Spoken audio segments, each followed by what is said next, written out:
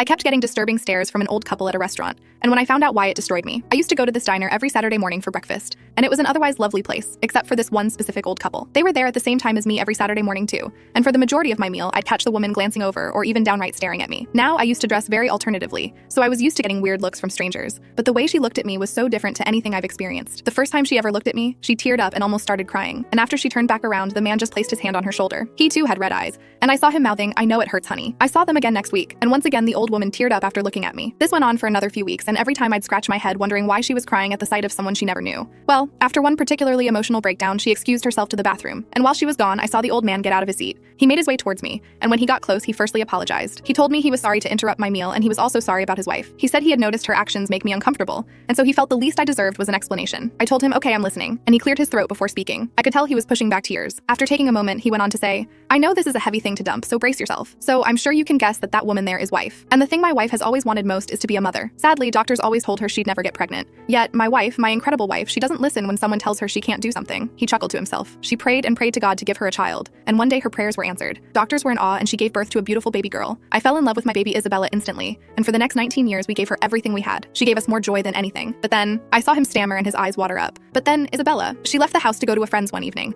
and we never heard from her again. We called and called her, and finally at 3 a.m. we got in my car to drive around to look for her. Well, we found her, but we found her unalived, laying unclothed in a bush." He could barely get his words out at this point. He was choking on his tears so much, and I even teared up too seeing his pain. I stood up and offered him a hug. He accepted it, and while hugging me, he said something that made it all make sense. "The thing is, the reason my wife keeps looking at you is because you look just like Isabelsa. You both have that quirky dress style we used to say was just a phase. You have the same color eyes, the same facial features too. You remind us of her so much." He pulled away from the hug and took out his wallet. He then showed me a picture of him, his wife, and Isabella wearing matching Christmas pajamas. She looked around my age in the photo, and the resemblance was uncanny. We literally could have been twins. I remember crying myself when I saw it, and after I wiped my tears, the man asked me for a favor. He told me that every time his wife sees me, she wants to talk to me, just to feel like her daughter is alive. He asked me if after they finished their meal, his wife could come up to me for a small mother-daughter chat. "You don't even have to tell her what you're actually doing in life. Please just talk to her. Make something up." I told him I'd be glad to do that, and he went back to his table after one more hug. And indeed, after their meal, the woman came up to me. We had a 5-minute conversation about how I was doing in life. I told her I was a director at a fashion firm now, and she just smiled. I always knew my baby girl was so smart. I always said you'd achieve great things, Izzy sweetie. When she stood up and walked off, she hugged me and told me to keep pushing, because no matter how hard it gets, she knew her Izzy was too strong of a soul to let life beat her.